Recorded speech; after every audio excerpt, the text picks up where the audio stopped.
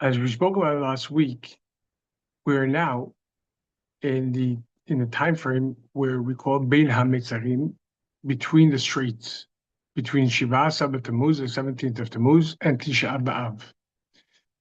And generally speaking, we know that this is a time of deep mourning that has been observed for almost 2,000 years now, over 2,000 years, since the destruction of the first bite, the second bite, et cetera, all the events that occurred at Tisha B'Av, as we spoke last week. And it's well worth to mention over here that as we're about to enter the final stages this week of the mourning period, which is deemed by the by the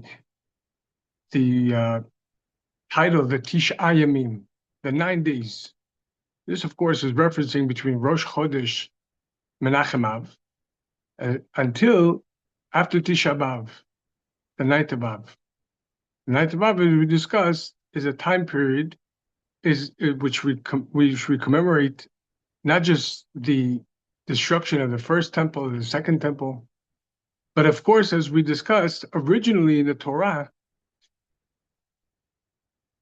Tisha B'Av was the day that the spies came back from Eretz Israel and reported that devastating report, which made the Jewish people cry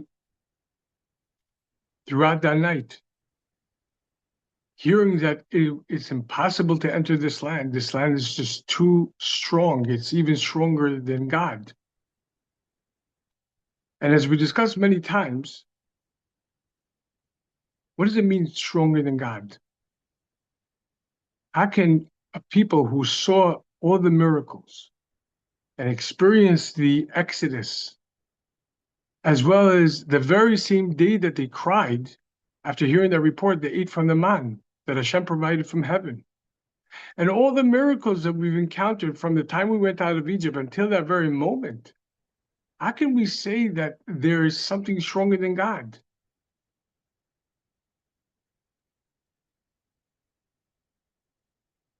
And even more so, we cried that night, and as the Torah says, Hashem responds, "You've tested me 10 times." Mind you, this is only a span of a year and a half. How is it possible that Hashem says, tonight you cried for nothing? Every year at this day, I will give you what you cried for. Which then, in turn, culminated in all the destructions that we've experienced in Tisha B'Av. Aside from the destruction of the first temple and the second temple, we know after the destruction of the second temple, as a result of Bar Kokhba's rebellion, successful rebellion against the Romans, where Bar Kokhba, being a heroic general, that Rabbi Akiva himself deemed as Mashiach,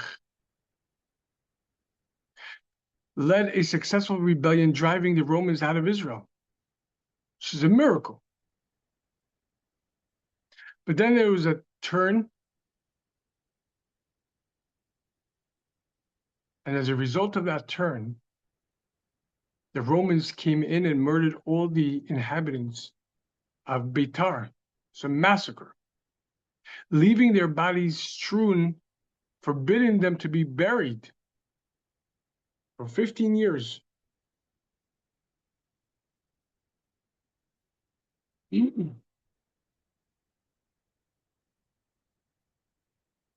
Why would, and then of course, throughout history, as we discussed, there was the English expulsion, the French expulsion in Tisha B'Av, the Spanish Inquisition, the Nazis entered, the Germans entered World War I on Tisha B'Av, as well as in modern day, 2005, being pressured by the international body, Israel withdrew from Gaza. Back then it was called Gush Katif. It's a paradise, literally a paradise with shuls and schools and institutions, greenhouses, and entire infrastructure. And the original expulsion from Gush Katif was supposed to take place on Tisha B'Av, on the night of Av. It was deferred to a few days later, ultimately culminating in October 7th. Why would a good God condemn his people to suffer as a tradition? Shem says, tonight you cried for nothing.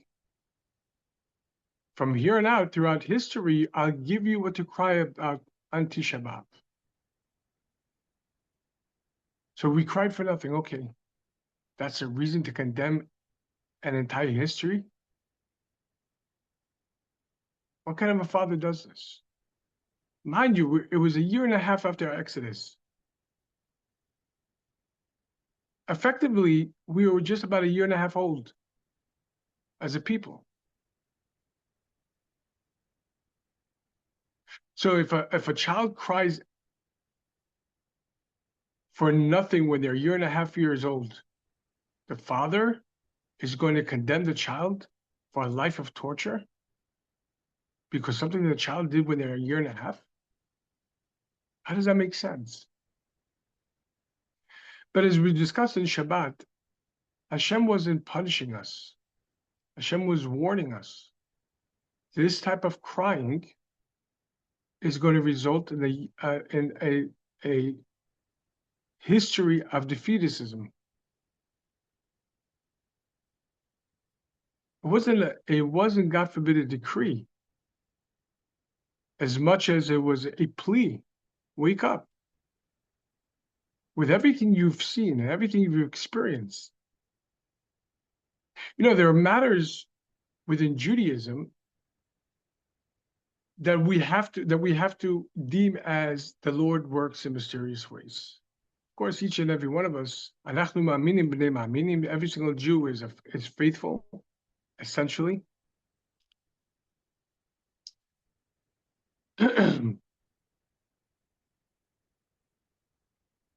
And with all of this, each and every one of us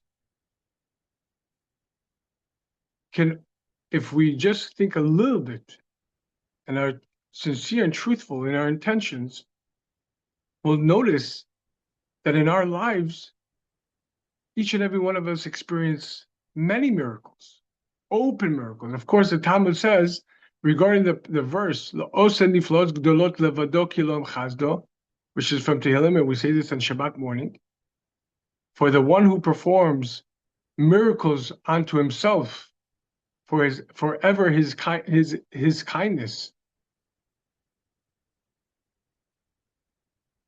And the Talmud interprets this to what type of miracles does Hashem perform unto himself. But the Talmud discusses that there are two types of miracles. There's a miracle that we consider to be an overt miracle. In other words, the suspension or the changing of nature. Being that nature is cyclical, it's repetitive, and when a miracle occurs, those natural forces change or are downright suspended.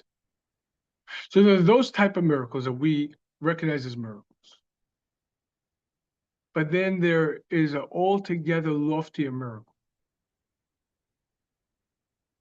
of which the Talmud comments, Ein Bal Hanes Makir Beniso. The one who experiences a miracle doesn't recognize that they experience a miracle. What type of a miracle is this?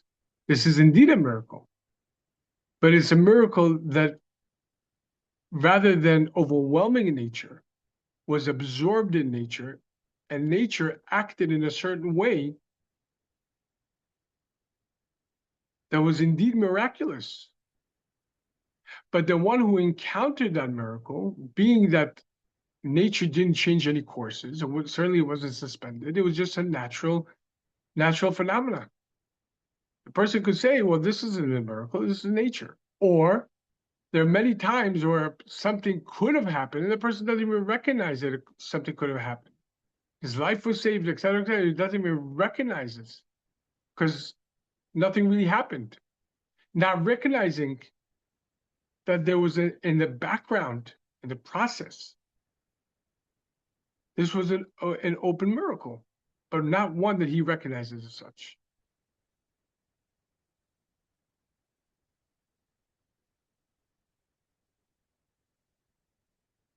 In simple jargon, as Einstein put it, one can live as though everything is a miracle or nothing is a miracle. There's no in between. Because even the cyclical aspect of nature in itself is a miracle.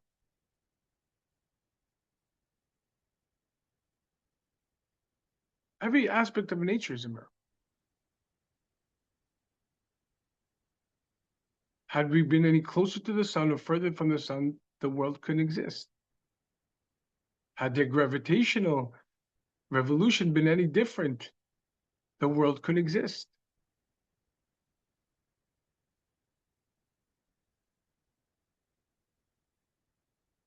I heard once from a student who was a pediatrician that when he entered medical school, he entered as an atheist. But coming out of it, he was a deep believer. Because the odds that a child is going to be born, Baruch Hashem, healthy, with 2 hands, 2 feet, 10 fingers, 10 toes, every single cell acting in the way it needs to in order to sustain life. For that to happen, the odds are astronomical that it'll repeat from baby to baby. In other words, from the heavenly bodies, the sun, the moon, the stars, the galaxies, to the cell atom within ourselves, everything's a miracle. Having said that, if we develop a little bit of a sensitivity and use a little bit of logic, each one of us could recognize that the miracles that we've experienced, and I'm not talking about the ultimately lofty miracles that we're not even aware of. I'm talking about miracles as humanity understands miracles, a change or a suspension of nature. Each one of us has mounds and mounds of empirical evidence in our lives.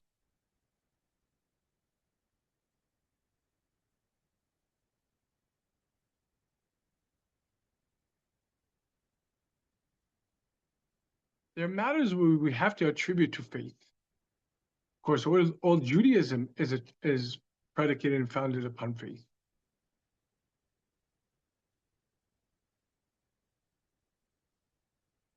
Because the greatest mind is still limited to itself.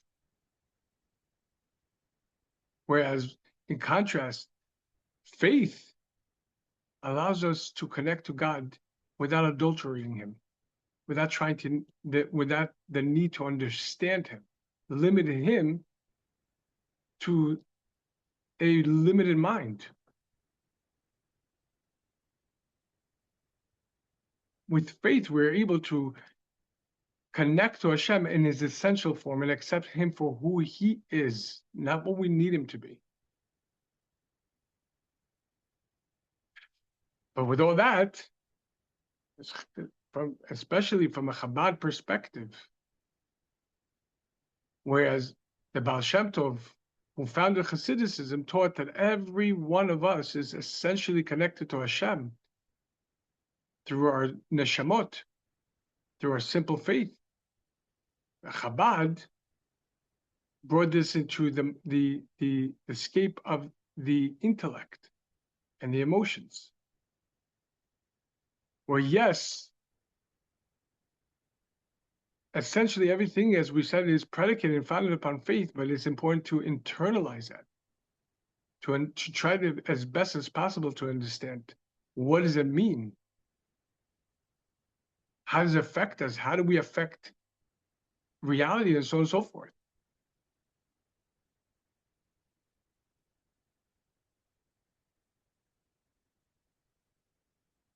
But nevertheless, in our own lives, each and every one of us has mounds and mounds of empirical evidence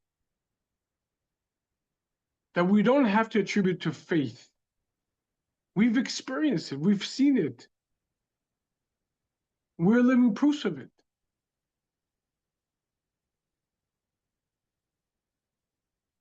And at the same time, with all of that,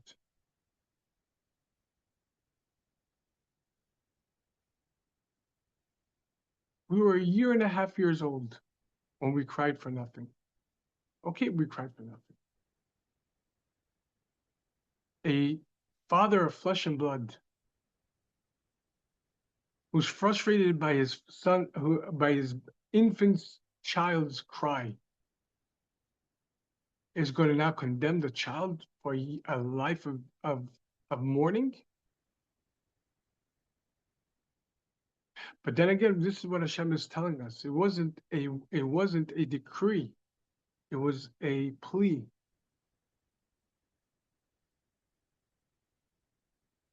So long as you deem yourself to be feeble and meek and allow for the world to overwhelm you,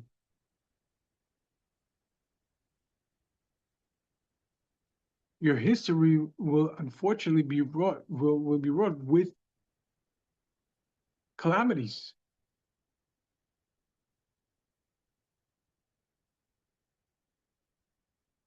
If you don't know who you are, then inevitably you go to live a life of who you're not. And that life is not suitable for you, not spiritual, not a philosophical, not an intellectual, not an emotional, but altogether it's not truth for you. And for that reason, you're going to create all kinds of incongruencies in your history. For you to be able to achieve what you're here to achieve cannot be out of a state of feeling overwhelmed, nor of a state of sadness and crying and panic and anxiety and so on and so forth. You're my other half. Imagine a king whose wife or children are walking around like beggars, unsure of themselves, unsure of their status, at times even rejecting their status.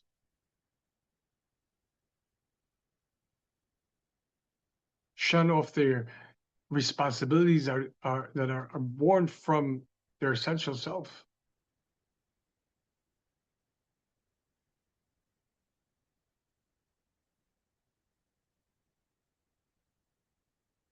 Hashem wasn't condemning us.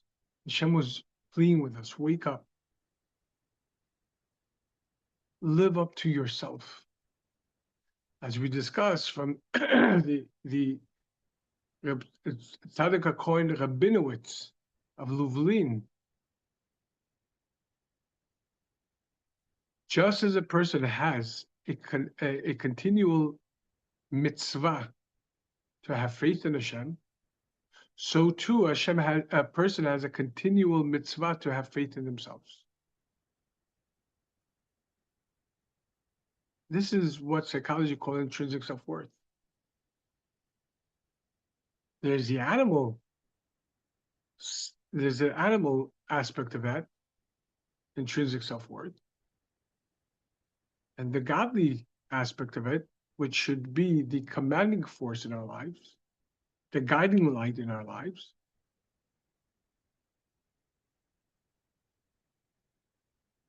is that I'm essentially holy. I'm essentially powerful. This is what I'm given. that this is what I need, and this is where I need to introduce holiness, to create holiness, to transform the darkness. I'm not here to be overwhelmed by it. If I'm being overwhelmed by any incongruencies, it means that I am not perceiving and responding to these matters from a correct lens. And if that's going to happen, well, even on a psychological level, and we discussed it in the Coach and the Rabbi series,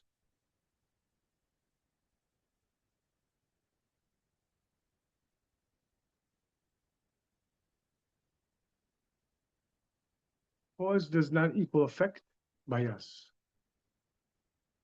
With all other tiers of creation, cause equals effect. Inanimate, cause equals effect.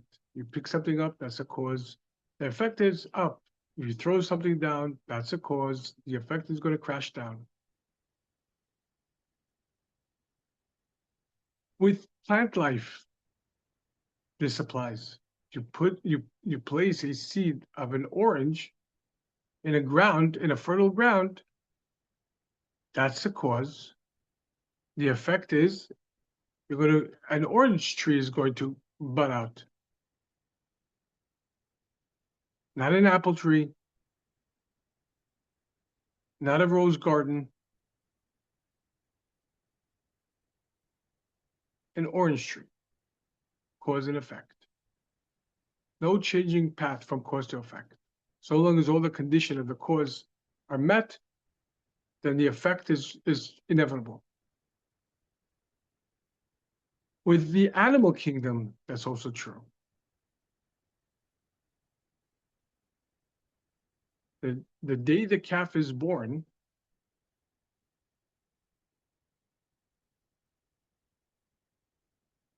a calf in 20 years time frame from that day he was born is still going to be a cow or an ox.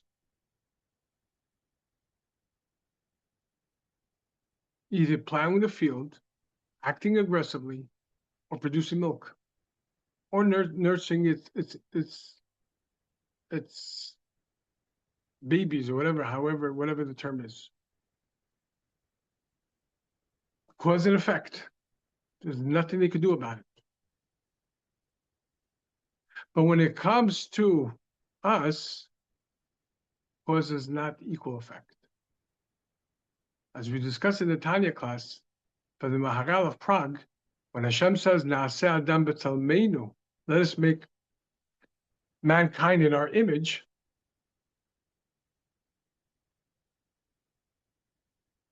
who's us? Hashem should have said, I'm going to make mankind in my image, because that's the direct implication. Who's us? There are many commentaries on this, but one that we discussed was that who's us? Both you and me. I'll give you the framework, but it's up to you to develop it. Us is you and me.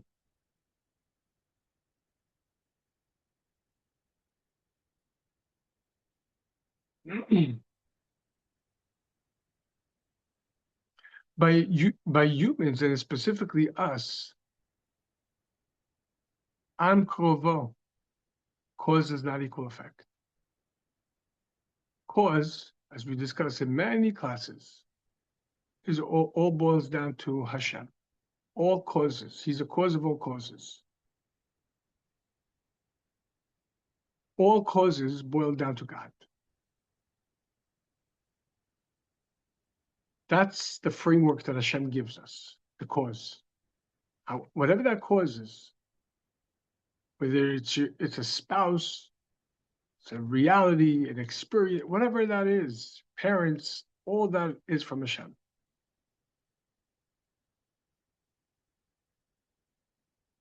But that does not need to automatically result in the effect that is perceived by the naked and animal egocentric eye, by external vision. But that rather we need to view the cause from an internal perspective. This is God. This is God, as we discussed last week. Then this must be good. Not if. Being that this is God. I'm sorry, I misspoke. Being that this is God and God's doing, then this must be good.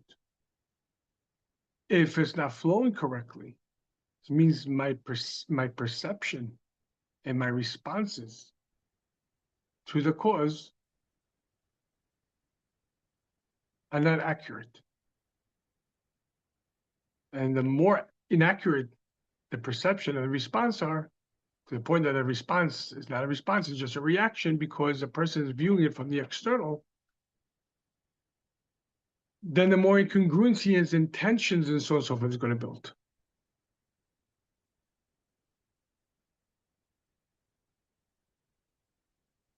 As the Talmud says, Hashem says to the Jewish people, I don't come with you to you with overwhelming demands. In other words, what Hashem will give us could never overwhelm us.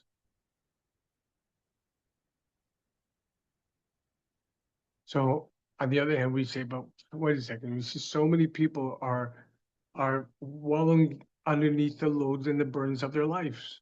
How could you say that? How could the Talmud say such a statement?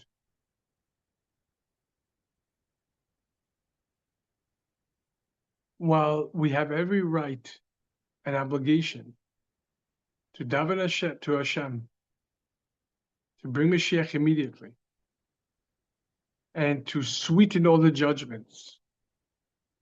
Because after all, we're not living in the time of the biblical time, nor the time of the first or the second temples, etc., etc.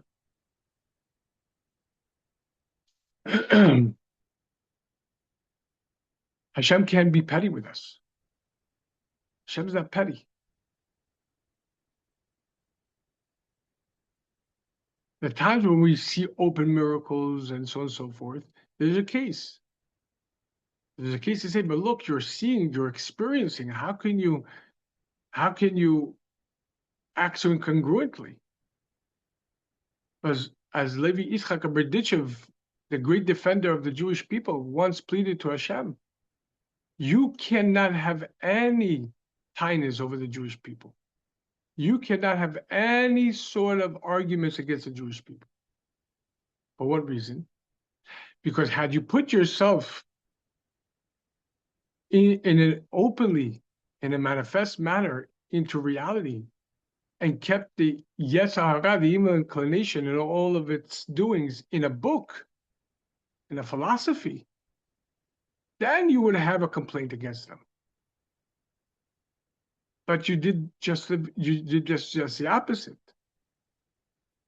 You put the Yetzer Hara in all of its elements in an open, manifest, in our faces manner, and yourself you insert it into a book. What kind of a complaint do you have against us?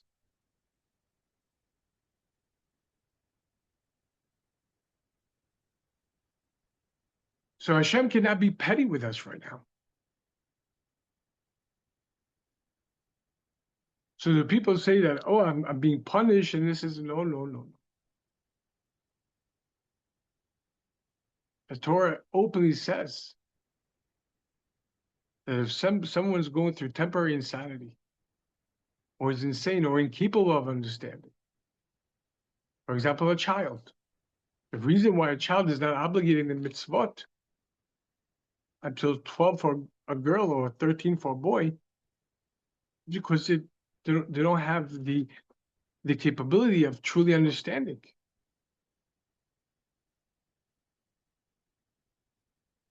When a person is essentially incapable of understanding,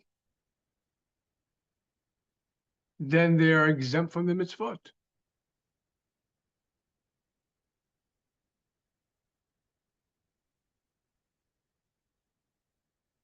And as we discussed last week, this entire generation has been deemed already for over 100 years as a tinok shenishba, a baby that's been kidnapped and raised by wolves.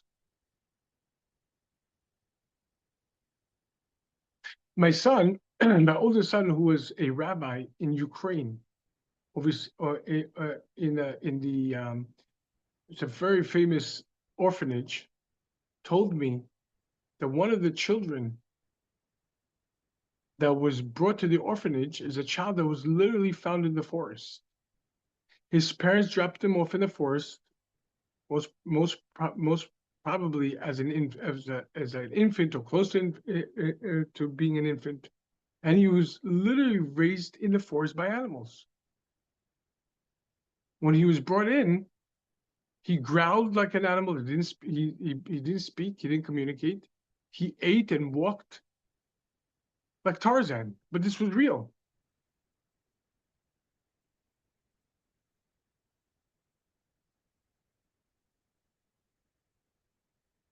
Should the child be a, a law-abiding, contributing citizen? Yes, of course. But could you practically expect that?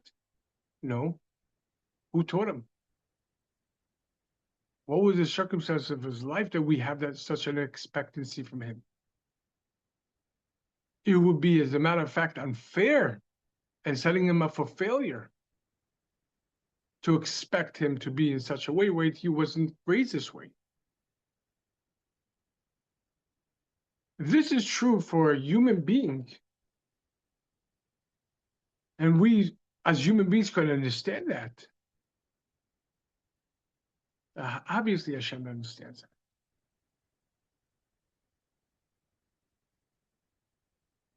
Hashem is not petty with us.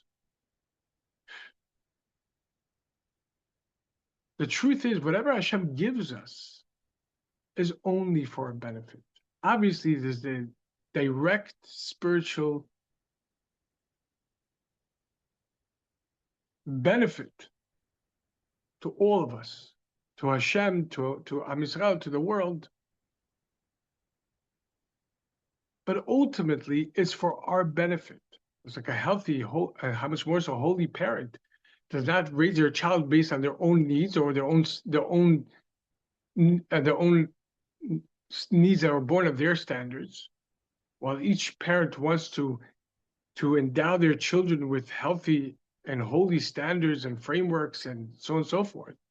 But we do not raise our children based on them. Rather, we have to raise our children based on their own individual, unique needs.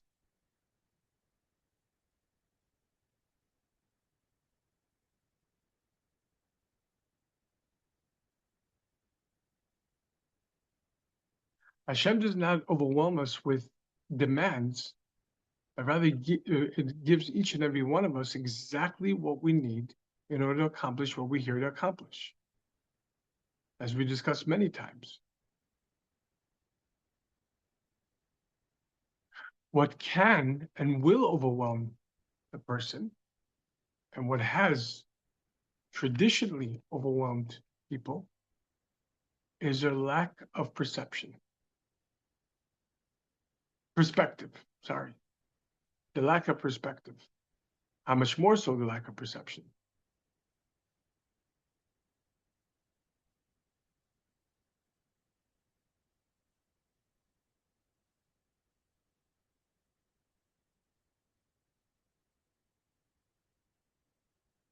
From this lens, from this lens, we could understand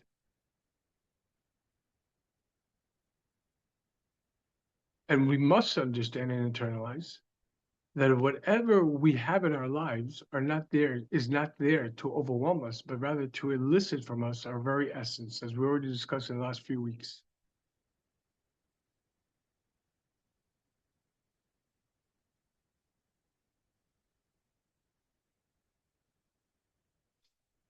And this is how we understand the period of the 9 days. The morning of the 3 weeks, but specifically to the period of the 9 days, which we're coming up to this week, from Rosh Chodesh onwards.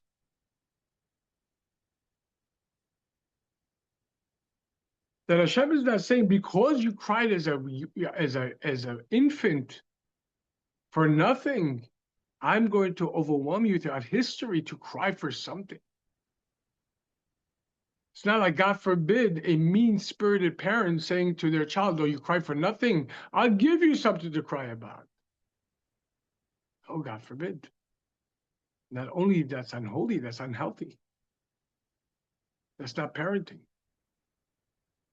That's pettiness, destructive pettiness at that.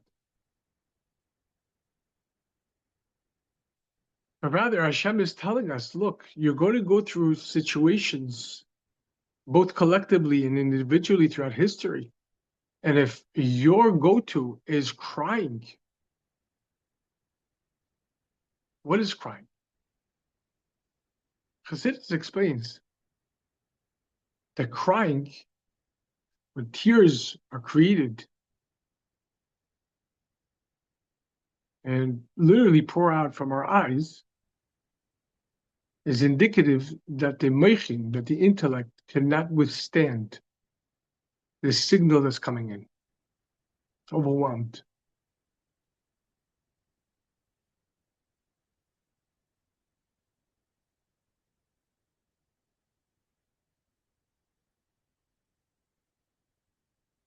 If that's your go-to, overwhelming, and everything that brings, you're setting yourself for a life of misery, and not just individually, collectively. Not this is a decree, but this is not your go-to. You're going to cry and you're going to get angry and this and that for what? How is that going to help? And we discussed in the Tanya class how many times we see that people, unfortunately, as not even realizing, go to this type of approach for soothing. They cry themselves to sleep, self-pity, woe is me. This is not why Hashem. Why did you do this for me? Hashem, save me. This is all like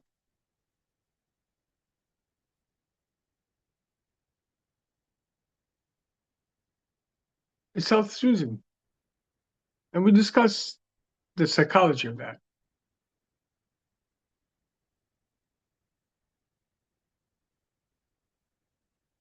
But that's certainly not productivity, and that's certainly not holiness. There is a time to cry, yes, but that's not the approach to resolving the situation. But most people go to that, either sadness or anger or anxiety and so on and so forth, shutdowns and offense and defense. And that's their final frontier. No, you already said that and you already did that and I'm already upset and that's it. That's the end. Nothing else.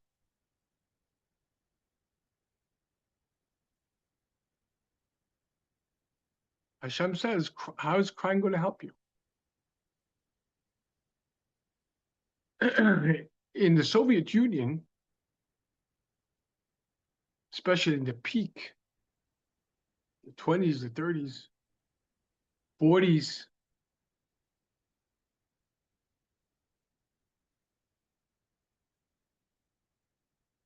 Reb Chaim Fagin, Yechezkel Fagin, was for bringing with the students, the Tmimim, in a secret clandestine for bringing. So it's forbidden for more than 3 people to congregate for the sake of spirituality or anything, because all of that would be deemed like counter-revolutionary. You must be conspiring. So when such forbringings occurred, and the KGB got word for it, they would set out a hunting party like almost like with dogs. Where is this forbringing? Because if Jews are getting together, especially Schneersonists are getting together, it's only to defy us. So once such forbringing, the Chatzar Fagin was forbringing with the students.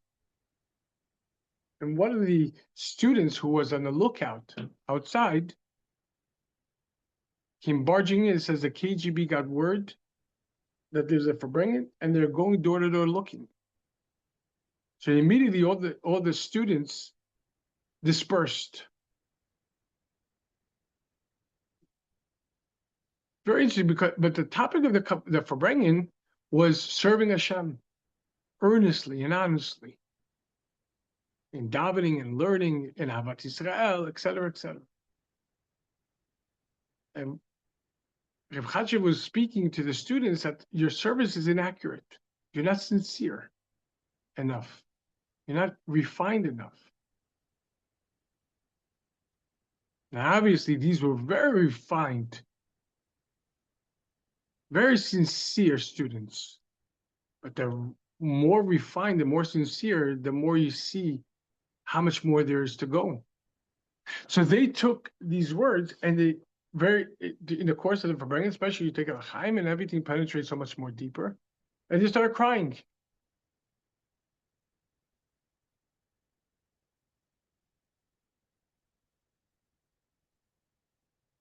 But then the KGB, the word of the KGB coming home, looking from house to house for this Farbrengen, they got word of it and they dispersed. At the next Farbrengen, Chaim started it with a question. I don't understand. When we spoke about the need to further refine yourself, etc., you cried. When you heard about the KGB coming, you didn't cry. Over there, you immediately got up and ran. Why didn't you cry? It wasn't a rhetorical question. It was a real question.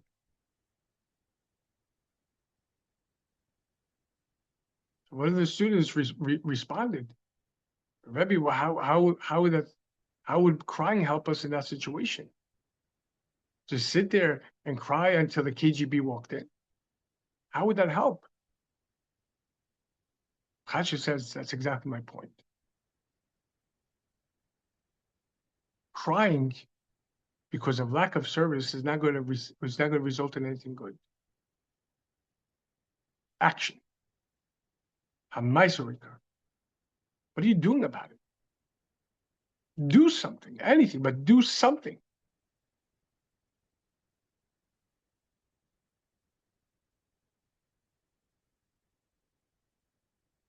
This is what Hashem was telling us. You're crying, and how is that going to help you historically? As a matter of fact, as we discussed, all of the entire historical aspect of Tisha B'Av and all of its implications, Rahman al-Islam, began because the Jewish people cried on Tisha B'Av when we heard the false report. But where does that come from? In the report itself. We were grasshoppers in our eyes, and so too were grasshoppers in their eyes. The Kosker Rebbe explains this. How do we know how we looked in their eyes? There's no Torah, there's no verse in Parashat Shlach that indicates that we heard the giants call us grasshoppers. And the verse doesn't say that we heard them say this, but rather we were grasshoppers in their eyes. How do we know how they viewed us? Okay, so we were tiny compared to them. But how do we know? I mean, physically tiny. How do we know that that they viewed us as grasshoppers? But the Kosker Rebbe explains that actually emanated from our own self. We were projecting this because we're grasshopper in our own eyes. We projected it onto them. Insecurity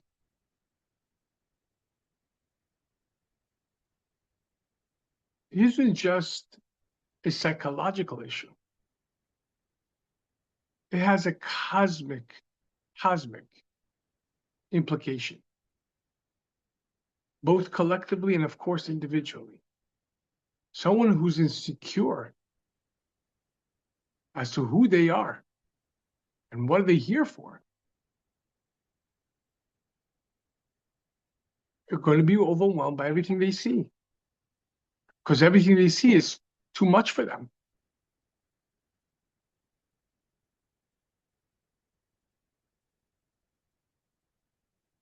They're going to cast doubts on who they are, what they're here to accomplish, if it's all accomplishable, and then move from living to surviving. And every aspect of their life is going to be about survival. Minimal, bare minimum. Whether it's their shalom bayit, raising their children, self-care, communal affairs, et cetera, et cetera. It's all going to be minimalistic. Where there are certain aspects that less is more. That's when it comes to our corporality. Whatever we need, even if it includes luxury. But it has to be a need in order to serve Hashem. It has to be accurate.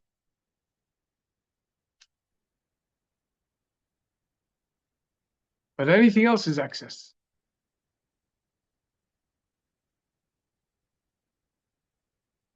When it comes to Yiddishkeit, spirituality, et cetera, character work, the more, the better. Obviously, it has to be done in a framework, in a healthy and holy way. Because sometimes that in itself, although the trend is absolutely truth, if it's done inaccurately, that could also be very destructive. But nevertheless,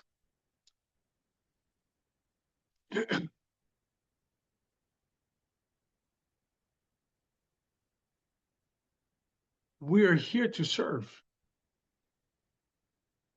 And that service, just like a father doesn't raise his children based on his own need, rather based on the children's need. The service that Hashem gives us is ultimately for our own need.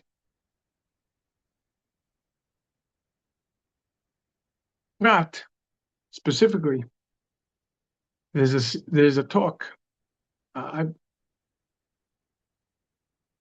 1989, summer of 1989.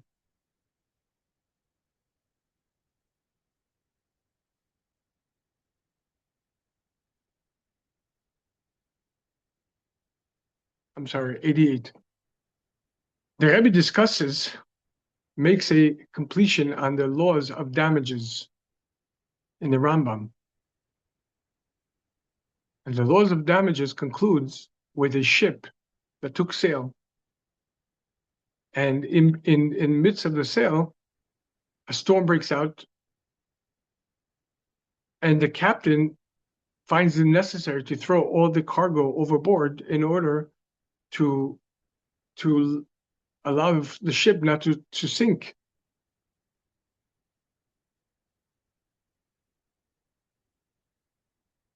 In order to save lives.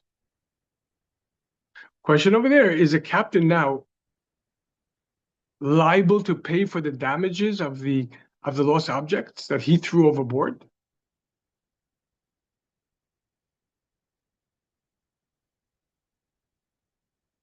As we know that there is a concept of what's called the rodef, the pursuer, someone who pursues chas v'shalom to hurt, maim, or someone else's life.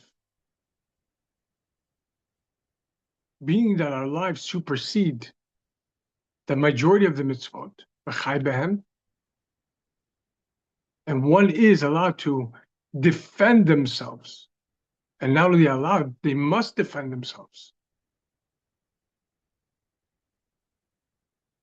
in order to preserve their lives.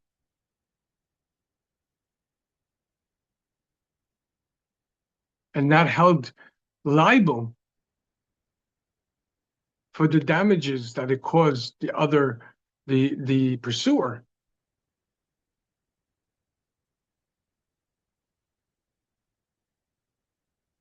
So we deem the cargo the pursuer.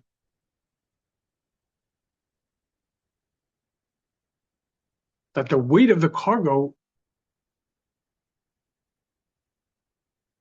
would chas v'shalom, in such a state, a tremendous storm, chas v'shalom contribute to the opposite of life.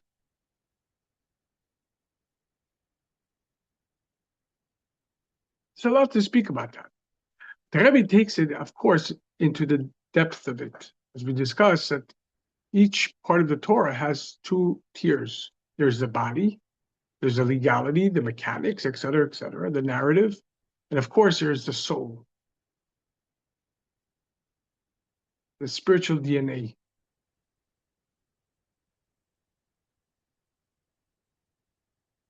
Says the Rebbe, this is an allegory to the soul in the time of exile.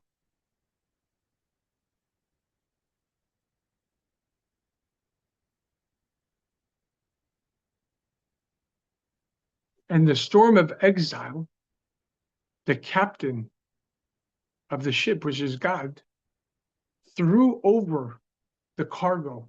What's the cargo? The mitzvot.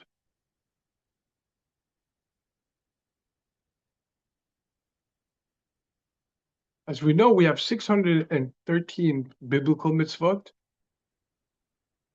and 7 rabbinical mitzvot, as well as all their offshoots, the derivatives. But out of those mitzvot, only 20% are available in the time of exile. On the surface level, that is because a lot of our mitzvot are intertwined and tied into the Jewish people um, having the land of Israel, not from a political perspective, but from a biblical perspective.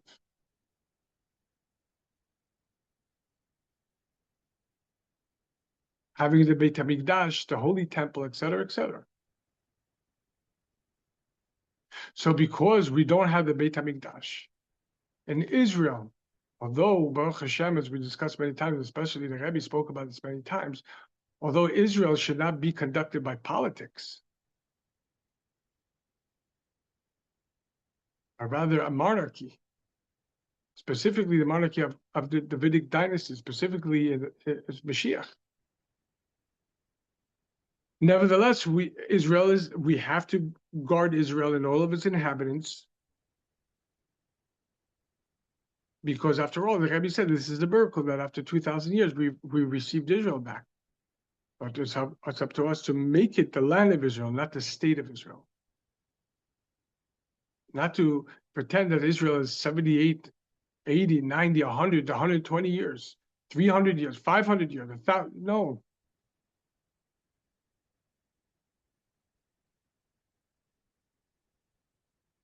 That God forbid minimizes it. It trivializes it. When we come from that perspective, we have all the pushback. But nevertheless, with having said this, 80% of the mitzvot are unavailable to us. Why?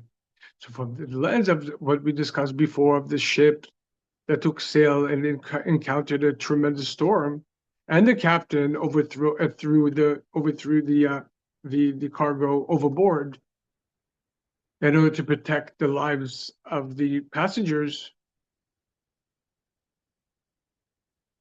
So too, when exile began, the storm started raging. Hashem threw over the cargo, the mitzvot, in order to lighten our burden, and only retain the mitzvot, which are absolutely imperative for our essential well-being and within our capabilities of connecting to God on that level throughout the time of the exile as it gets dark and gloomier.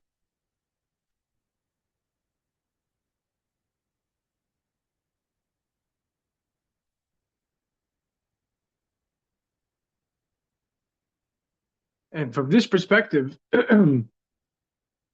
we have to understand that every mitzvah that Hashem gives us,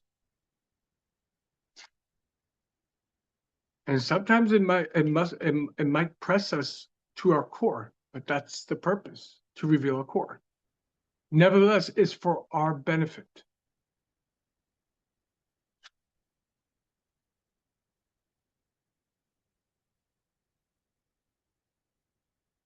And as we discussed many times, often when we have a pushback, an external pushback, how much more an internal pushback, resistance, that's only indicative of how pertinent this particular mitzvah is for us.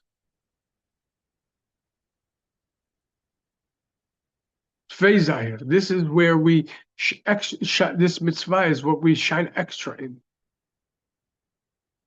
This is our portal which raises up all of our mitzvot, raises us in all of our mitzvot.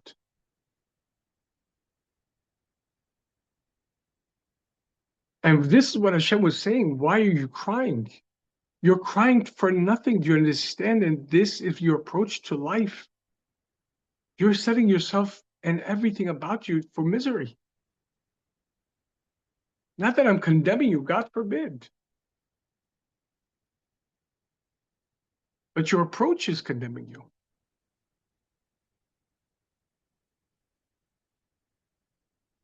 And finally, regarding this piece, we discussed something very powerful. Why do we refer to this time frame from Rosh Chodesh Menachem Av to Tisha B'Av, after Tisha B'Av,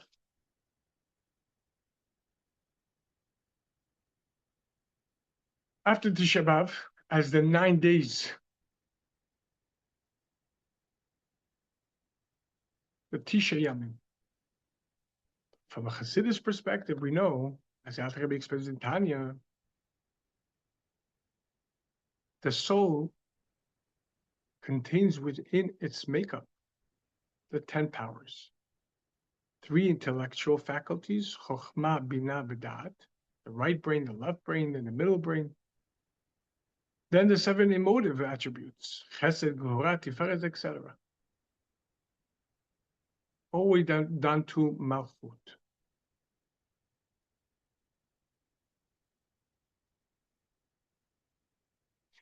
Each faculty and each attribute has its own type-specific purpose, function, and mannerisms.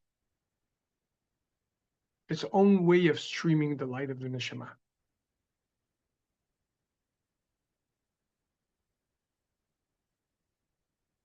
As we discussed in the Sfirat Omer classes, as well as the Tanya class.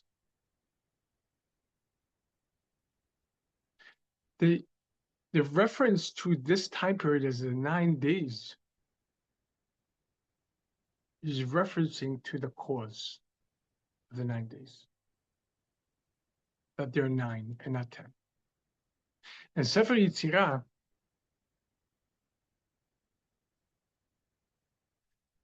the book of creation, which is the oldest Kabbalistic book there is. It was given from Hashem to Adam, contains the secrets of creation.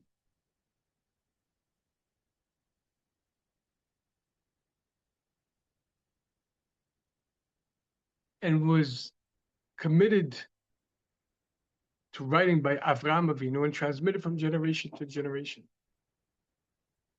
Sefer Yitzirah says in holiness, everything is 10 and not 11, 10 and not 9.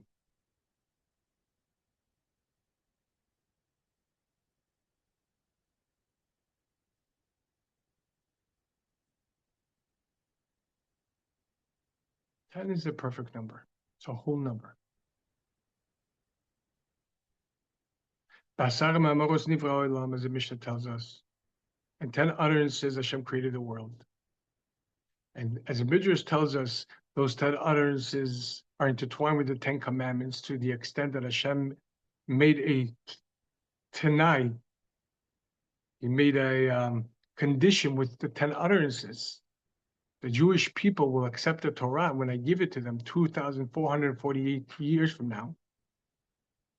The 10 commandments, then I will continue you. But if they don't, I'll revert you back to nothingness. Because as we know, Bereshit bara Elokim es neshama v'sa'aretz.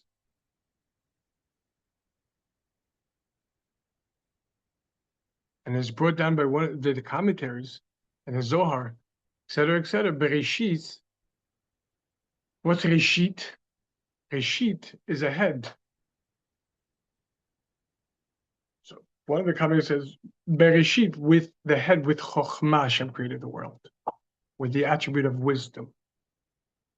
Another is for what's called Reshit, which is Torah. Hashem created the entire world for the Torah.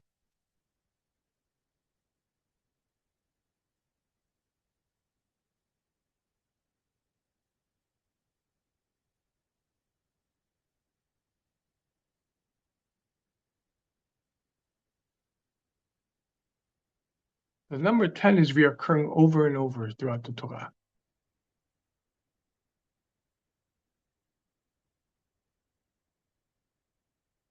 Regarding 10 and 9, 11, we discussed that we do find in the Torah one item that's 11. The incense offerings has 11 spices. And we discussed the significance of this. If everything in holiness is 10 and 9, 11, then how come we find spices 11? We discussed this. 10 and not 9, this is a deficiency.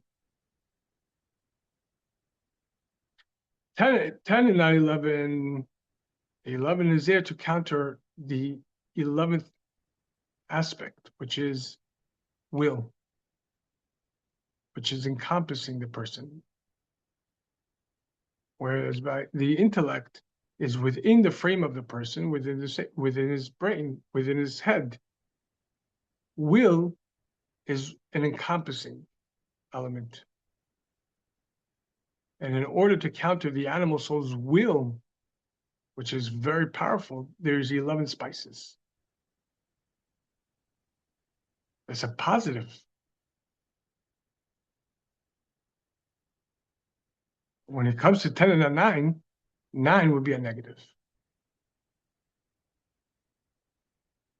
Hence, we have the Tisha Yamim, the 9 days. What is the 9 days? That's 9 attributes missing one. And as the Rebbe explains, those are the 9 attributes from Chokhmah, from wisdom, from the first of the 3 intellectual faculties, all the way down to Yesod. But missing the femininity, the receptacle to which the Talmud says, Adam hu lo Adam, a man is not a man if below bait, without a house. A man is not considered a man if he doesn't have a house. What's a house? His wife. It means he's not a man. Or he's not biologically a man. So what is he until he gets married?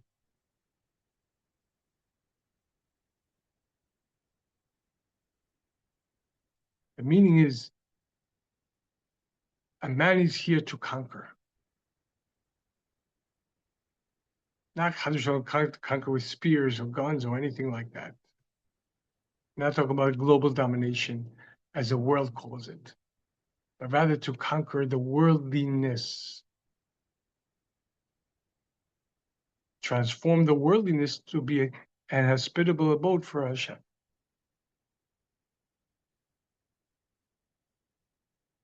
But for this to happen, he needs a wife.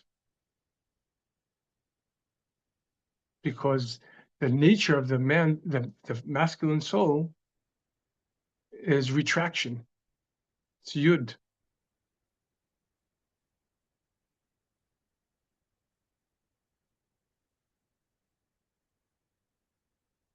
As the Rebbe Rashab explains in a foundational discourse, which was actually connected to last week's parsha, Hechalzu. In English, it's called An Ahavat Israel.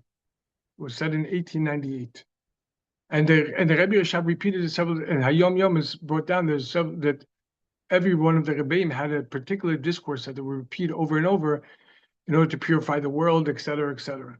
And this Hechalzu is specifically one of those discourses. The entire point of it is strife, what strife does. And the entire purpose of this is to show where it comes from and how to overcome it, transform it. It's a very deep discourse, very deep. It's very long. It's pretty long as well. However,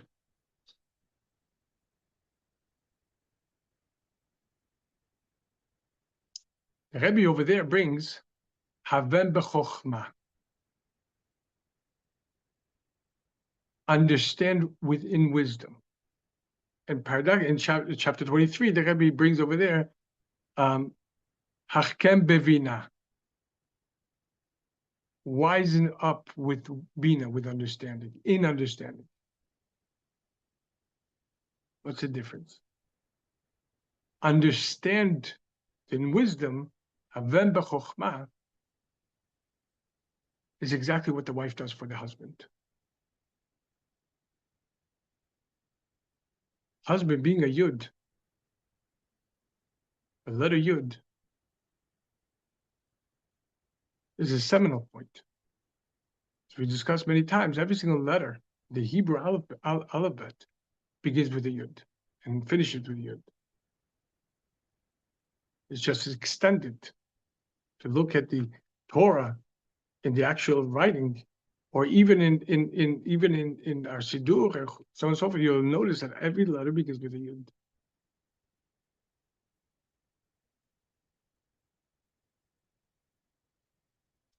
That's the seminal point. It's the woman who draws out the yud and develops into a hey. Height, width, and depth. That's a hey. 3 lines. Well, 2 lines and 1 yud in the middle. It's the woman who develops this. And the Rebbe Rashab explains over there that if it wasn't for the woman, the yud wants to altogether go out of existence. As the Rebbe explains in Tanya, that's the Pintele Yid. The flame in itself wants to abandon the wick, knowing that it's going to go out of extinction. It's going to go out of existence. Why does it want this? So that's the reason why it rises up. That's why the reason it sees, because it wants to escape the wick, to revert back to the source of the fire of under the moon.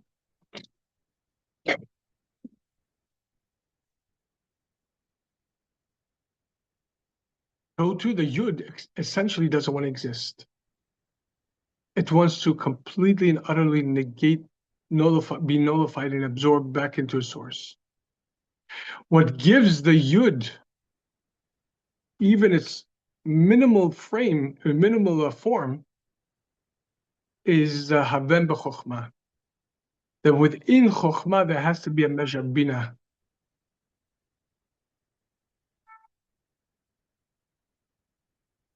Because otherwise, if there's no even a drop of bina in this chokhmah, there will be no yud, there will be nothing. And we see even in psychology, we discuss it in our marriage class, that the woman's intersocial disposition is quite the opposite of a man's. A woman, God forbid, lo alenu, we should never know this. If she outlives her husband, she could have a normal life. She'll go up with her friends and have social engagements and this and that. A man left to his own device will become a hermit. Or as man from Mars and woman from Venus explains that when a man feels not valued and so on and so forth, he retracts back to his cave. It's proverbial cave.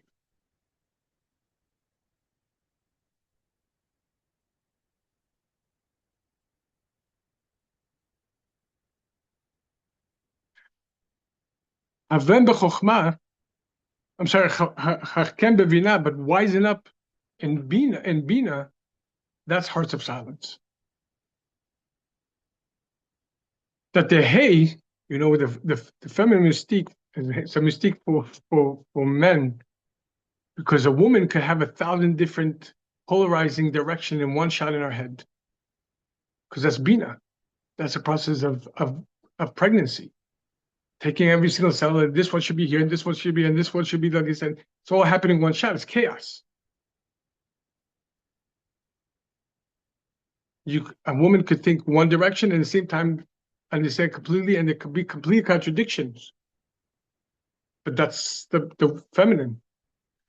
What the husband gives to the wife is the chokhmah, is the wisdom. To this, Rebbe Rashab says, you gave Avram a hay, you place a hay in his name, and you found his heart to be loyal to you, before you. What does this mean? The hay, as we discussed, is binah. Once binah is active, it could go not stop. We can understand this way, but we can understand this way. And then, by the way, based on this way, there's a million other ways to understand it this way. In other words, the process never stops. Nothing comes to a full resolve.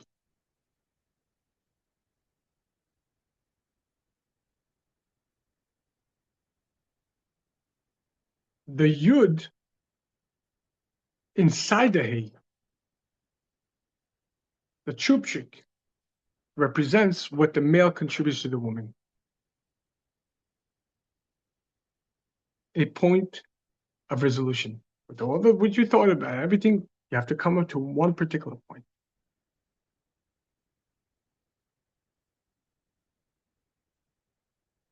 This is from below to above and above to below.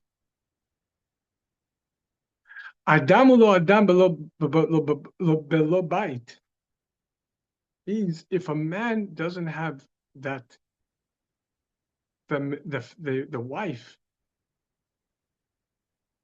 then he's going to retract.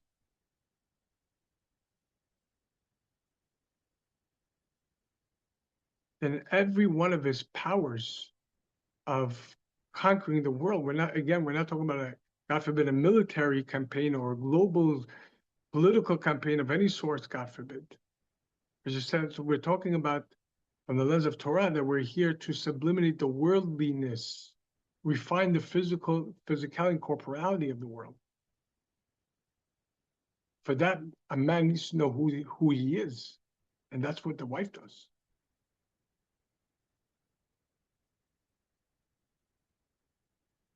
But more than that, the wife reveals, just like in conception, the wife reveals that the code in the seminal drop contain an entire human being.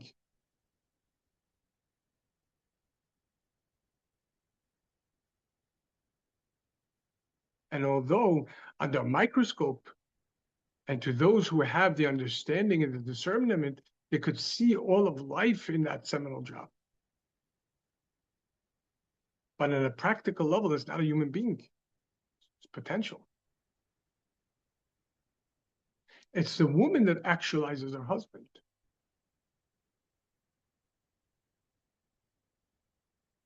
Which gives expression to the husband.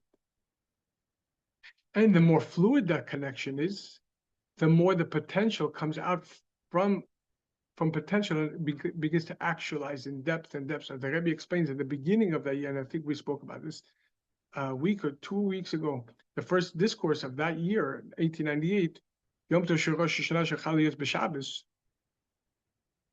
The point of that discourse, and henceforth there's a series of discourses that finish in the Hanukkah, is the concept of Malchut, Gvura, Bina, and Gvura, speech. That speech isn't just expressing what's in the mind or in the heart, but through speech, one is able to probe into the essence of the thought, the essence of the emotions and amplify it to height, width, and breadth.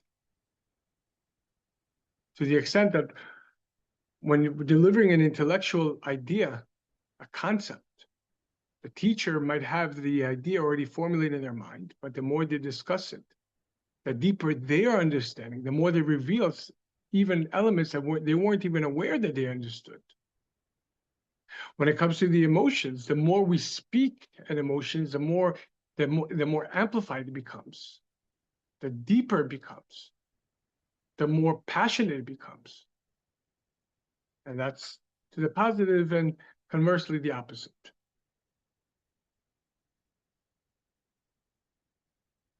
The wife doesn't just reveal what was in the external of the husband. She reveals the essence that the husband's not even aware that he has. And it's not by force. It's through their union, through their fluid connection that reveals things within the husband that he wasn't even aware that he's capable of.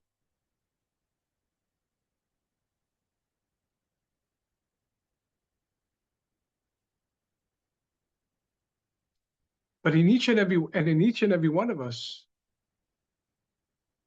we have both the masculine and the feminine. The masculine part of each and every one of us are the three intellectual faculties and the 6 emotive faculties until Yesod. Malchut, royalty, as Tikkunei Zohar says, Malchut peh Torah sheba'al peh. Malchut corresponds to mouth, to speaking.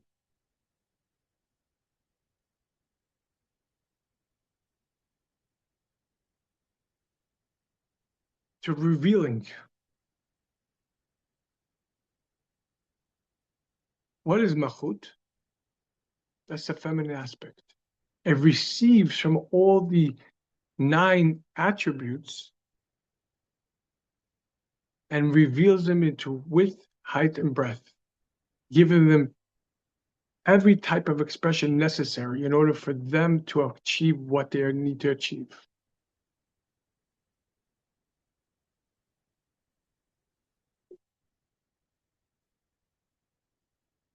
What is Malchut? As we discussed in the Sfirat HaOmer classes, Malchut, kingdom, is governmentship. To reign over your life.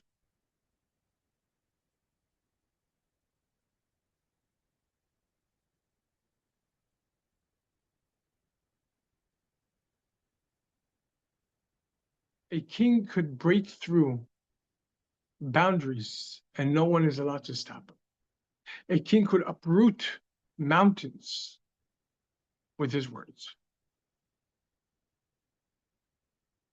because he's a king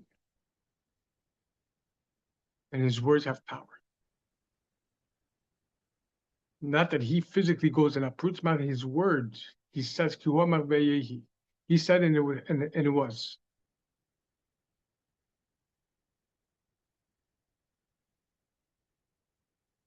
Royalty within us is intertwined,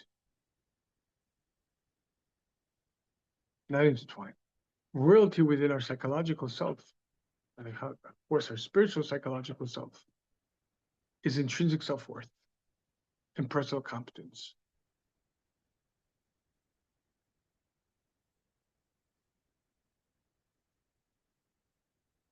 Because you're valuable, essentially. Because you matter and your behaviors matter essentially.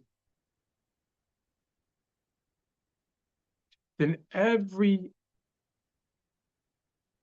part of you must be given expression. Every holy, positive, good, that is essentially tied to you as a Jew, as a person, and your role from Judaism, whether it's being a father, a mother, a husband, a child, whatever it is, a colleague, a boss, all of that must be given healthy and holy expression. For what? That I'm good. And if I'm good, then my intellect has to be revealed. My chesed, my gevurah, and so on and so forth. Without this, without malchut, without intrinsic self-worth, then personal competence becomes nothing more than a defense mechanisms. That's where you see people becoming perfectionists in work and looks and this and this. We discussed it in our parenting class, that a child who's missing intrinsic self-worth, you'll see it very quickly. They're going to latch on to externalities as their definitions. Their hairs, their clothes, everything has to be perfect. If sports, they want to be the top athlete, whatever it is. Nothing wrong with you know being the best you can, but the question is, what's the driver? Who's the driver? When it comes from intrinsic self-worth, it's organic and is wholesome because it encompasses the entire person. When it comes from externality, you're only going to latch onto a very external element of the person, and it's going to drive that to be the best. But what does it have to do with you? All right, this is important, but what does it have to do with you? And if it, as we discussed last week, if it leaves out parts of you, and certain parts of you are not part and parcel of this growth, if there's a part of you still in jail and you're not paying attention to it, then essentially your entire self is in jail. And if you could have produced all this while still being in jail, how much more so if you're out?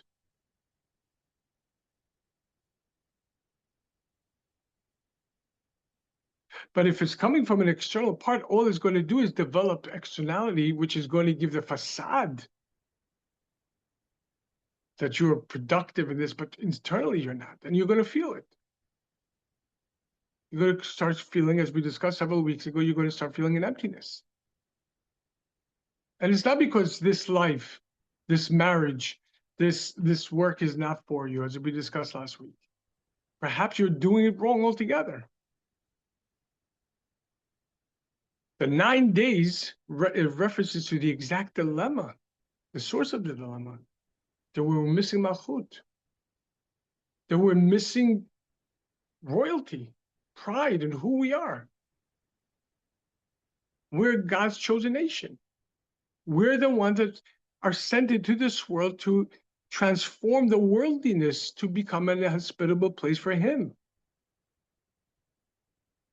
Again, imagine a queen or a prince who start dressing and acting and speaking like a pauper. Obviously, we could understand how that disrupts the king and his governmentship.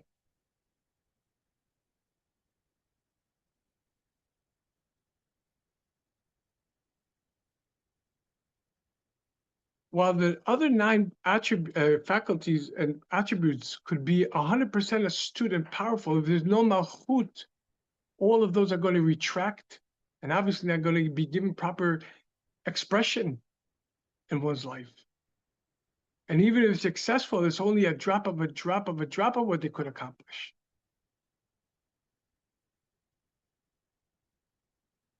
For that reason, the very first, even from a psychological perspective, focus on the child is to develop the intrinsic self-worth and their personal competence. Because without this, it's a life of chaos. One day yes, one day no, one day I'm in the mood, one day I'm not in the mood, etc., etc. It's flimsy. And then after a while, if it's flimsy, then the person will become overwhelmed.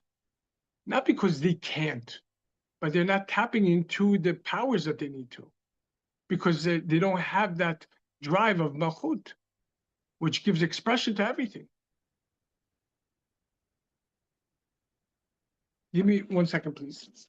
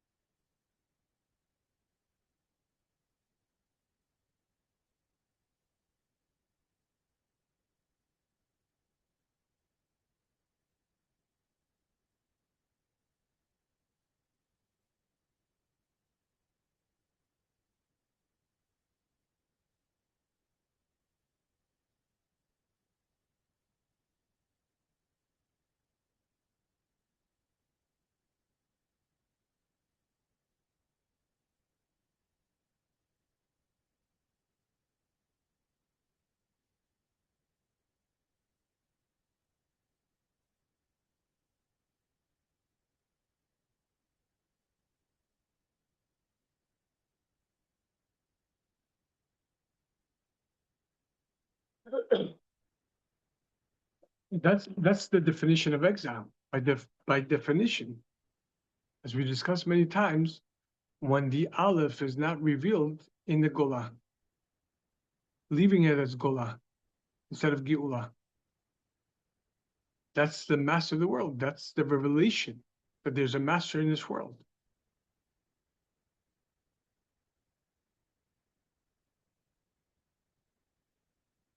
That's the concept of Shekhinah Begalusa.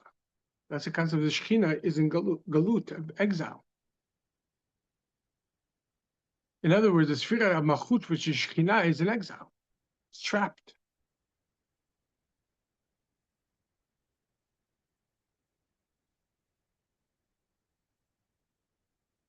As we discussed in a couple of weeks ago, the difference between Avraham's brother Haran and his next incarnation, Aharon, both of them were in the middle, both in the spelling of their names and as well as their character style. The difference was Aharon had the Aleph in before everything, before the Hey, before the Reish, and before the Nun, the Aleph Shel Olam.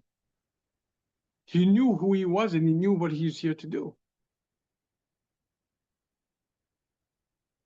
But when the Aleph is not defined, then taking the middle path is not exactly being balanced as much as being pacifist, a form of escape.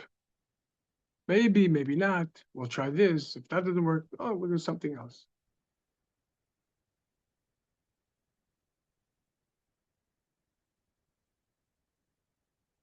This is what's the 9 days. Is there to remind us of the source of all the suffering. Suffering is not, God forbid, a decree. Galut is not a decree. It's an opportunity. But the opportunity could come in one of two ways.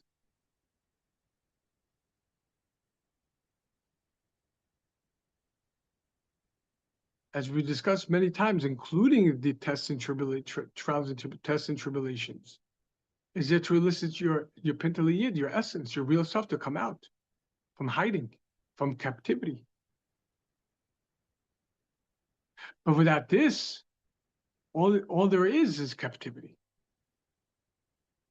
And for the most part, it's self-imposed.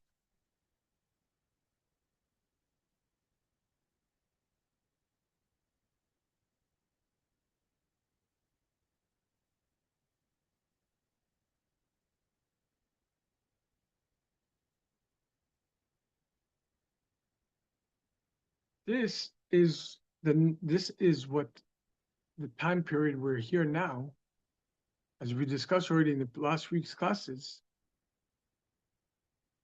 that the entire union of Bein HaMetzarim between the straits originates in the divine strait, which is essence above creation. But if it's not giving an expression, if it's not giving a holy and healthy, consistent manner to stream, then this instead of creating a geula, a redemption, a reality of redemption, it creates a overwhelming.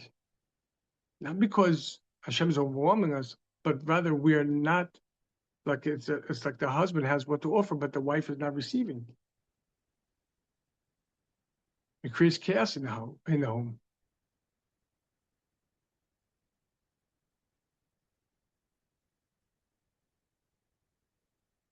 If we don't accept who we are, what we're here to do, holistically, then we're setting ourselves for a life of misery. It's not what we wanted, rather what we're wanted for.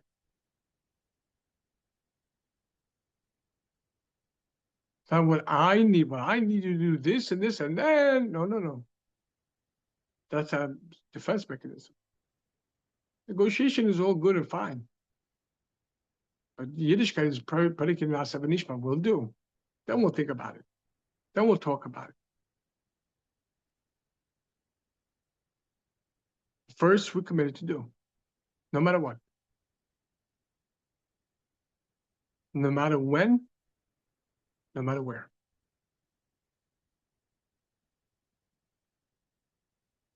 Otherwise, it's flimsy.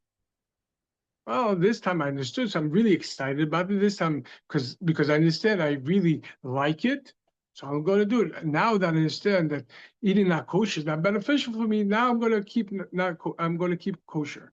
But until then, I don't expect. Obviously, we understand that's flimsy.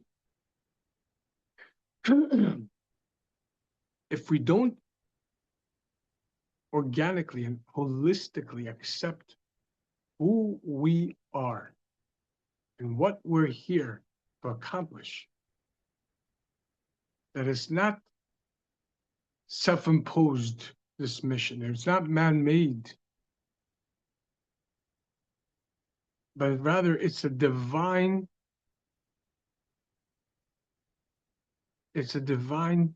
relationship that transcends all of time and space, but is meant to be drawn down and revealed in the nitty-gritty of time and space. This is how Mendel was able to retain his sanity, knowing that before he was arrested, he served God, and now that he's arrested in Siberia, he's serving God. This is what we mentioned, the father who would come home and say, Baruch Hashem Shabbos, knowing that he lost his job, knowing that he's in debt, knowing that the next week is God-given. Not a horrible twist of circumstances.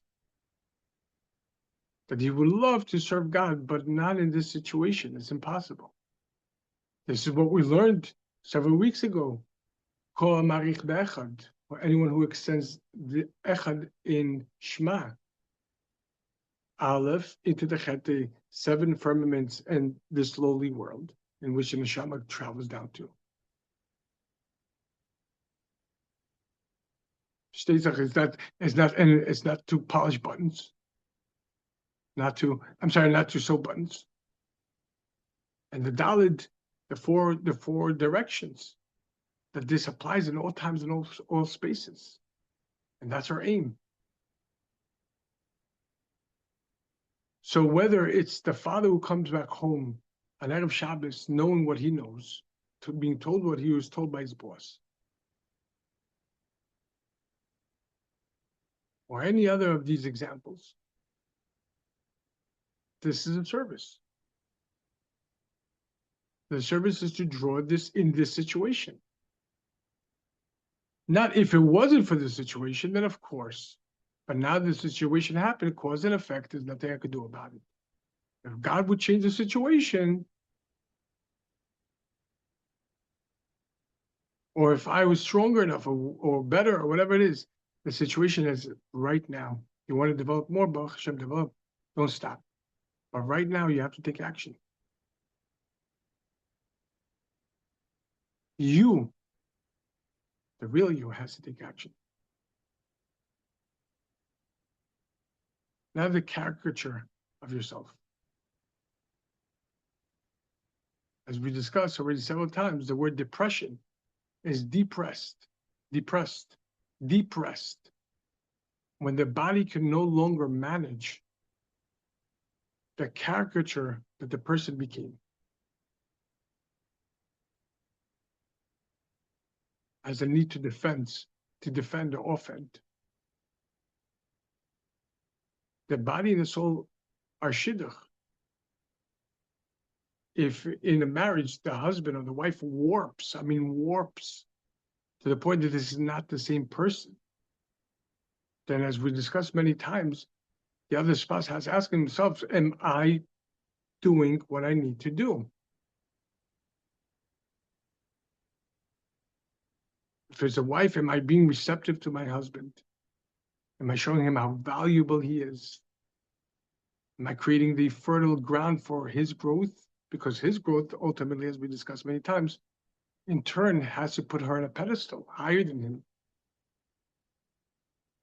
But if that's not happening, there's a question: is it from below to above to below? And as we discussed in Shabbat, from the Torah's perspective, each side needs to take 100% responsibility. But that's shifting. Well, it's him, it's her. The main question: am I doing what I need to do 100%? Am I 100% immersed in this? Is it coming from the true me or from the escapist me?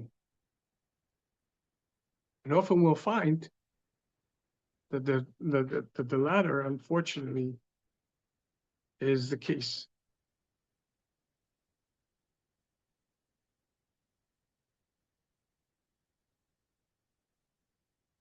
The same applies within ourselves as well.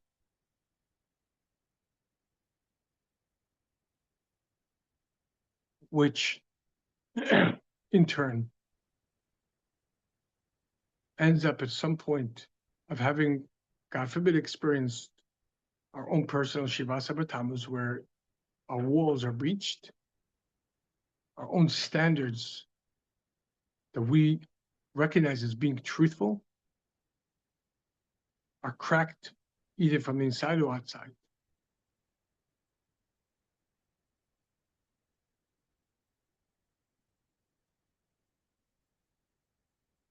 And incidentally, it's very important to point out over here. Yes.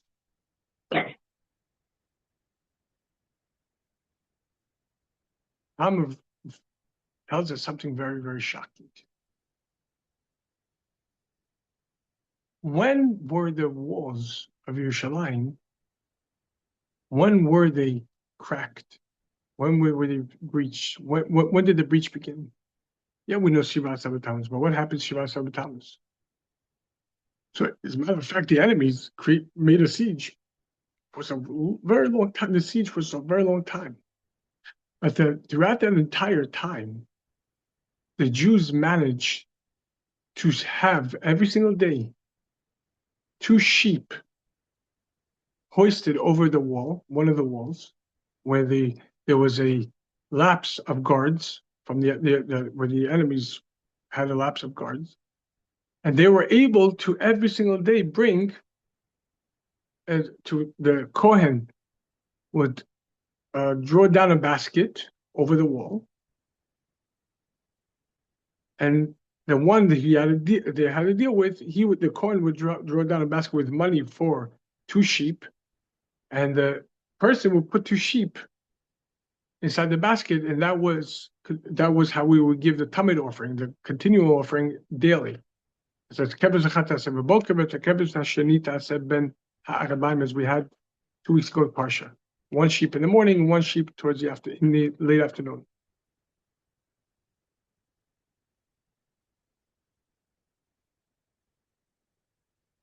When the general found out that this was happening, he realized that this was creating a protective barrier for the Jewish people, these offerings.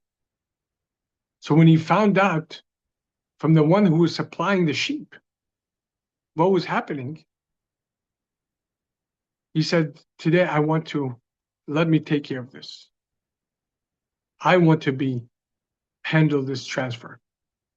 And instead of sheep, when the Kohen hoisted the basket down,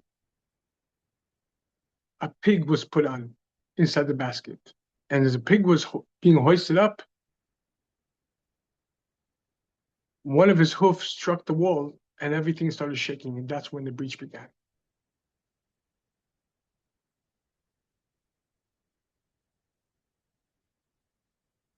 There's a lot to be spoken about that on every single detail from this. But however, one particular point, that a Shivasa Tammuz, the 17th Tammuz, the Tamid offering stopped, leading to the breach of the walls and the destruction of the Beit HaMikdash. As we discussed already several weeks ago, the Tamid, the continual offering 1 sheep in the morning and 1 sheep towards the afternoon, and towards the mid to late afternoon. We discussed several times already the significance of the sheep, but the continual framework In morning clarity, towards the evening, when there is already gloominess, the connection, the closeness, the offerings don't stop.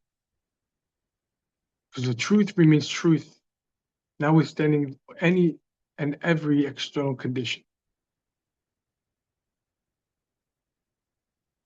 When that's gone, then everything else is a facade. Facts. Some facts can hold and some facts cannot. Depends on the circumstance. The same applies not just between a husband and a wife, as we said, between a person themselves, their own masculinity and their own femininity. And first and foremost, this reveals itself in the person as I am essentially important. I'm God's gift to the world. I mean, it's not just me, it's everyone.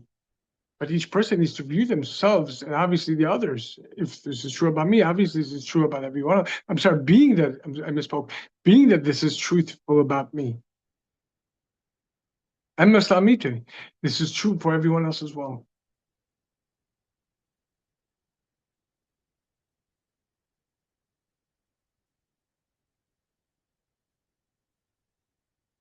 But when a person has that defined inside of them, I'm royal.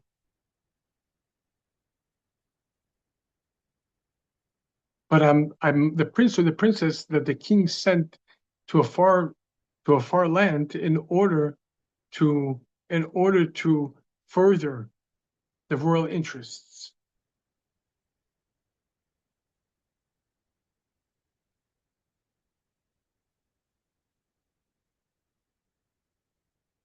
And as we discussed months and months ago, that's how Yosef was able to retain his sanity and his holiness. But Yosef, as a Parsha Shmot says, Yosef haya b'Misraim, and Yosef was in Egypt.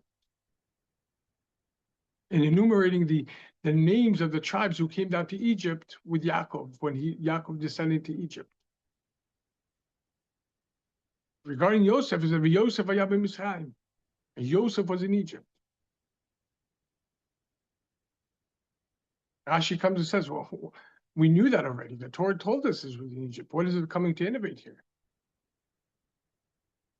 So the Rashi brings, who Yosef? This is the same Yosef. Asher, that tended to his father's sheep, the shepherd.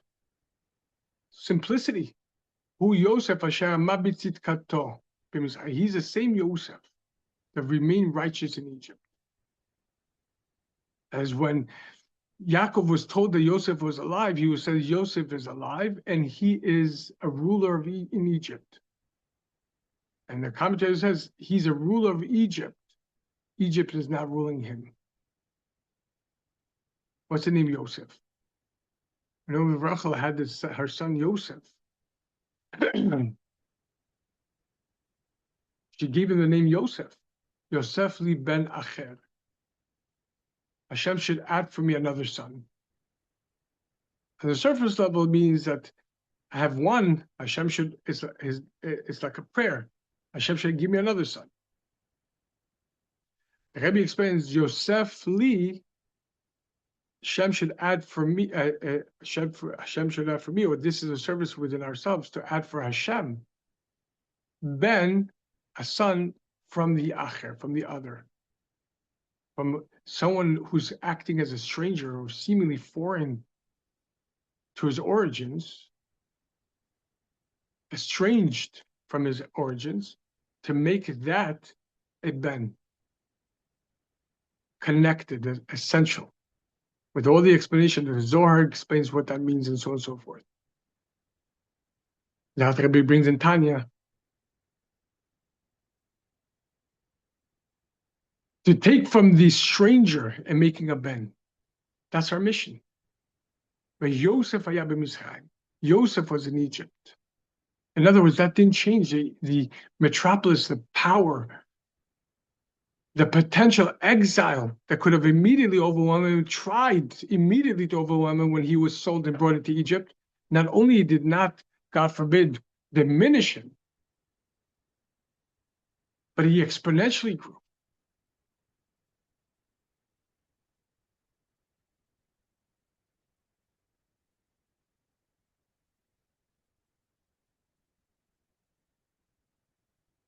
And that in itself, when a Jew knows this, who he is or who she is,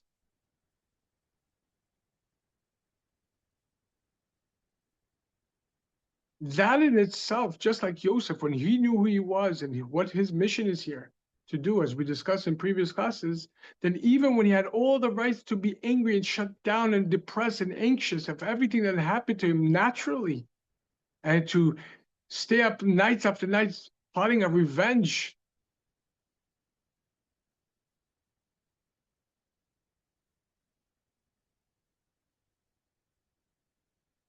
not only he didn't, he was truly happy and successful, and attributed all of this because he says, "You are the arms that brought me here, but but it was Hashem that sent me here. You were just the mechanics," to his brothers. "You didn't do this to me. God did, because God needed me to come over here to go in front of you, so when the famine hits, I'll be able to take care of you."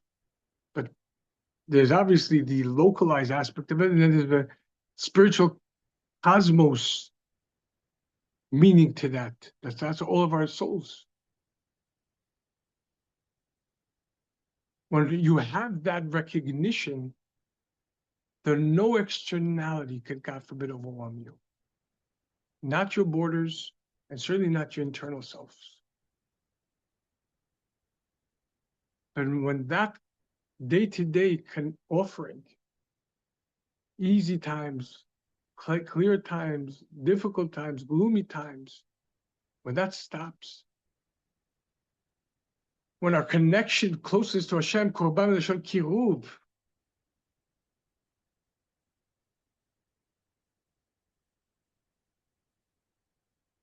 and this looks in ourselves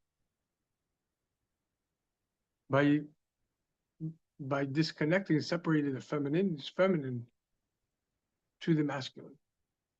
The 9 powers, the 9 soul powers, from the receptacle, the malchus, which in simple language, the person lacks intrinsic self-worth. That their entire life will be nothing more than an escape. Not to discount anything good that they do, God forbid. But they could do so much more and transform. But because they don't know who they are, then every single thing, it becomes a calamity. Me against the world. And that's what Hashem was telling the Jewish people. Today you cried for nothing. Do you understand? If you had emunah and bitachon, you know that I brought you thus far. I carried you this entire time. I fed you, I bathed you, personally tending to you. Do you think I'll Chaz v'Shalom abandon you? Do you think I'll throw you into a situation that's just to overwhelm you? God forbid. Where's your emunah bitachon, which stems from your true self?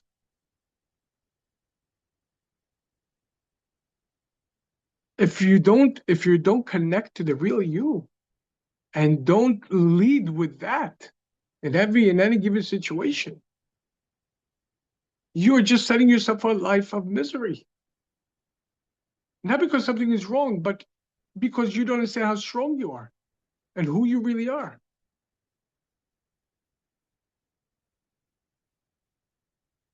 And these days, we're given the opportunity to fix this, to correct it. Especially the second week of the 3 weeks corresponds to Bina.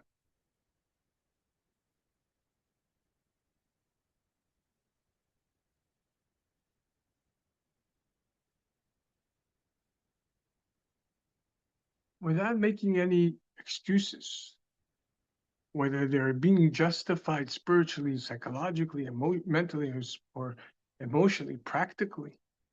An excuse is just that, an excuse. It might excuse why the persons are not doing what they're doing, even it might be justified. But as we spoke about many times, who wants to be exempt from their purpose of life?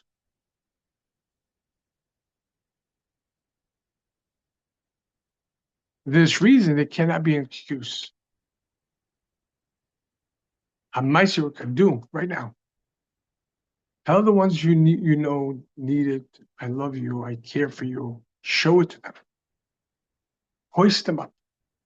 Raise them upwards.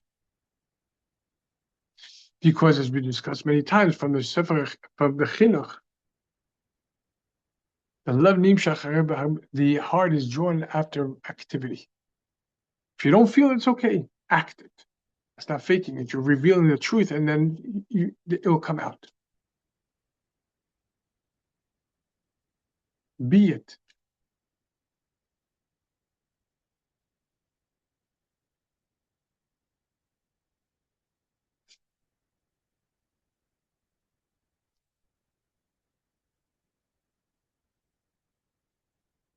There was a chassid, a very prominent chassid by the fifth Lubavitcher Rebbe, who was not just a astute chassid, but he was also a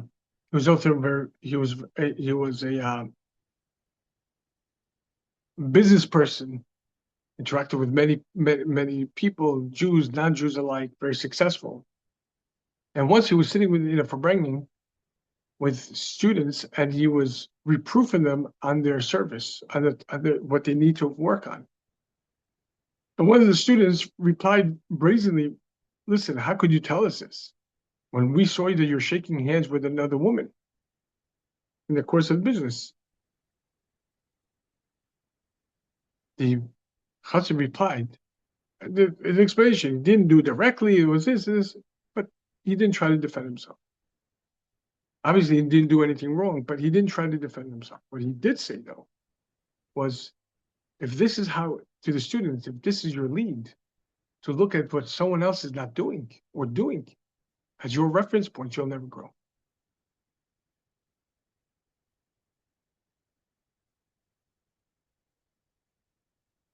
So let us take ourselves as infinitely, let us endear ourselves, not to scratch our own backs, but take ourselves infinitely seriously, because we are infinitely important to Hashem. And every day, doesn't matter how good tomorrow is, today has to be good. Today. Hayom lasotam, as the Torah said, today to do them. We'll continue Yemir Hashem tomorrow. Tonight, we have a Tanya class. I'm thinking that we're going to get into the first aspect of what I wanted to learn with you today. But we'll see. But Hashem, come 8 o'clock. Come on, come all. Rabbi, thank you for your time. Thank you. Any questions? Not from me. Okay. Baruch Hashem. Thank you, Amen. Rabbi. Thank you.